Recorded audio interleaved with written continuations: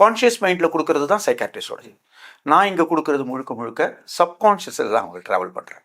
So சப்கான்ஷியஸில் தான் treatment கொடுக்குறேன். சப்கான்ஷியஸில் treatment கொடுக்கும்பொழுது அந்த மனமே இது எல்லாத்தையுமே குணப்படுத்தக்கூடிய தன்மை உள்ளது.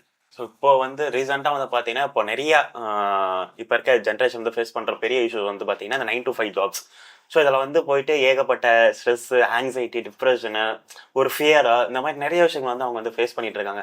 ஸோ அதை வந்து கோப் அப் பண்ணிக்கணும்னா இந்த மெடிடேஷன் இல்லைனா வந்து இந்த சப்கான்ஷியஸ் மைண்ட் இப்போ நீங்கள் சொன்ன தெரபிஸ்ட் தான் எந்த மாதிரி ஹெல்ப் பண்ணும்? 100% சார். இது வந்து இப்போ இன்னைக்கு இருக்கிற காலங்களுக்கு எல்லா ஸ்கூல் பசங்கள்லேருந்து காலேஜ்லேருந்து எல்லாருமே சொல்ல ஆரம்பிச்சிட்டாங்க. இந்த ஸ்ட்ரெஸ்ஸு, டிப்ரெஷன், டென்ஷனாக இருக்கிறது, இதெல்லாம் உண்மையிலே பார்க்க போனீங்கன்னா ஒரு நோயை விட சொல்லி சொல்லி பகர்ந்தது. இப்போ 4 பேர் சொல்லும் பொழுது அந்த வார்த்தையை கேட்டு அந்த வார்த்தையை அவனுக்கு தேவையானப்ப அதை யூஸ் பண்ணுறான். அந்த வார்த்தையின் அர்த்தம் என்னன்றது கூட தெரியறது கிடையாது. அந்த பேஜில் இருந்தே அது அப்படியே இது உண்மையிலே அது ஒரு மீனிங் என்னன்றதே தெரியாத நிறைய பேர் இம்ப்ளிமெண்ட் பண்ணி அதுவாகவே மாறும்.